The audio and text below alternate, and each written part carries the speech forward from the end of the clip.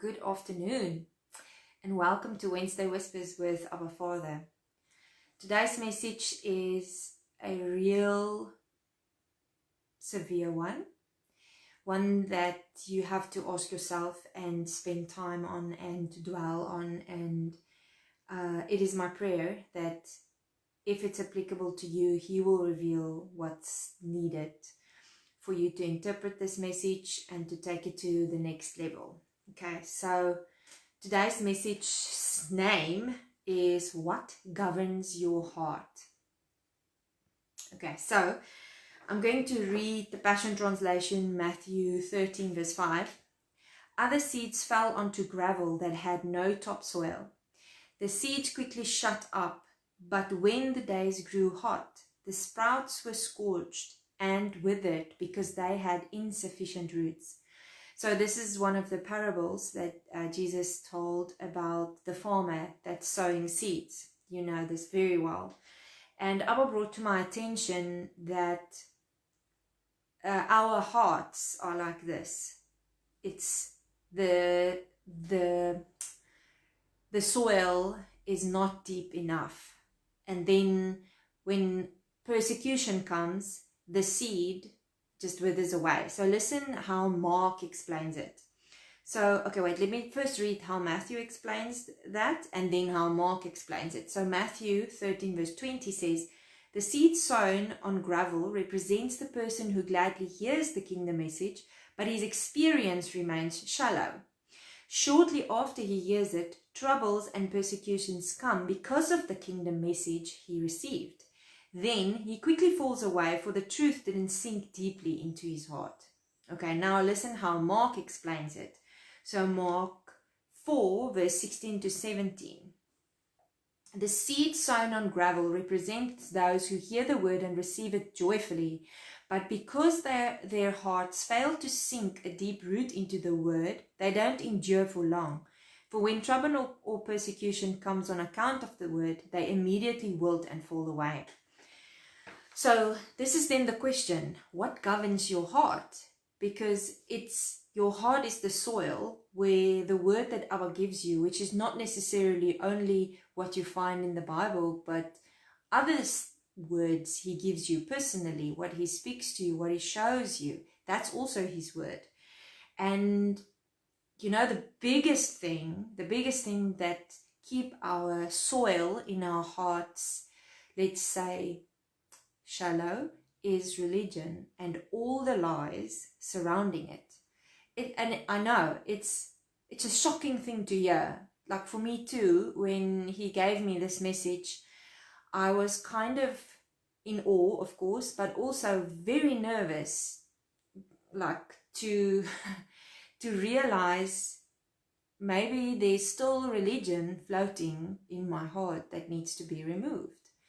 And you know, religion says you can prove your worthiness. You can please God. Okay? You can be loved by Him more. You can be hated by God. You can disappoint Him. You should fear Him. You know, that's all the stuff. And I want to tell you the truth that contradicts all the sentences that I just said. And the first one is, you are already pleasing to Him because you are His poetry. You are already pleasing to Him. He already loves you. Nothing can change that. Nothing you do can make Him love you more. Nothing you do can make Him love you less. Okay, I want to confirm it to you, confirm it for you by reading James 1 from verse 22 in the Mirror Translation Bible. The Mirror. Oh my goodness, if you don't know this Bible, purchase it on Google Play, okay? Because it's so worth it. It's 340 Rand. It's the best 340 Rand I've ever spent. This translation blows my mind. I absolutely love it. And it's written by Francois de Toy, a South African. Okay, so James 1 verse 22, don't just listen to the word of truth and not respond to it, for that is the essence of self-deception. So always let his word become like poetry written and fulfilled by your life. If you listen to the word and don't live out the message you hear, you become like the person who looks in the mirror of the word to discover the reflection of his face in the beginning. Because remember, we were with Jesus in the beginning. Before the earth was created, we were there with our Father, right? Okay, so now hearing the message he gives you and receiving it joyfully is like looking in the mirror and seeing your history, seeing what he thinks of you, seeing how he feels about you from the beginning of time. Okay, now I'm continuing. You perceive how God sees you in the mirror of the word, but then you go out into the world and forget your divine origin. So it's like the world, the circumstances, things that contradict the word that Abba gave you. That's the thing that makes your heart shallow, so that the seed can't take root and grow. Okay, so, but, I love that. But those who set their gaze deeply into the perfecting law of liberty, whoo-hoo, I love that. Law of liberty is ultimate freedom, in the sense of it is completed by Jesus. It is done. It is finished. That is the perfect law of liberty. Okay, so let me just read it again. But those who set their gaze deeply, deeply into the perfecting law of liberty are fascinated by and respond to the truth they hear and are strengthened by it. They experience God's blessings in all that they do. If someone believes they have a relationship with God but fails to guard his words, then his heart is drifting away and his religion is shallow and empty. I want to say something about this.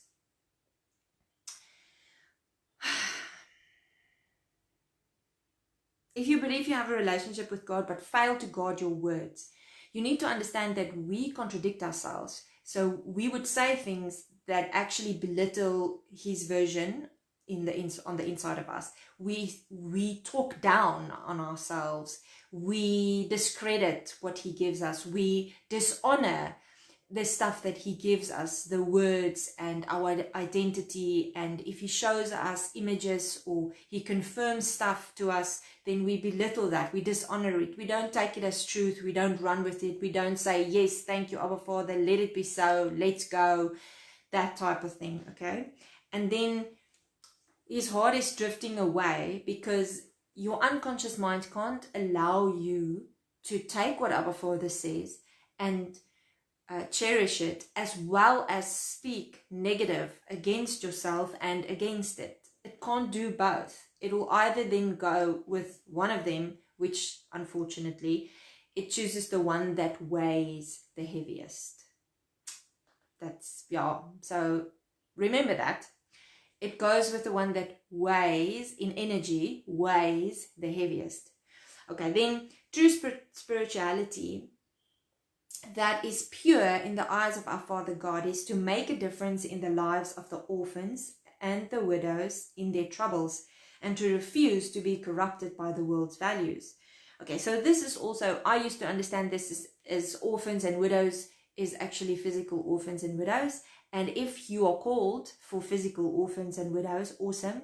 But for me, it's more a spiritual orphan or a emotional orphan, as well as a spiritual widow or a emotional widow, which means people that believe they are not fathered, they are not loved, they don't belong, they are not cherished, they are not nourished, right? So that making a difference in their lives is simply just being his poetry, simply just being you.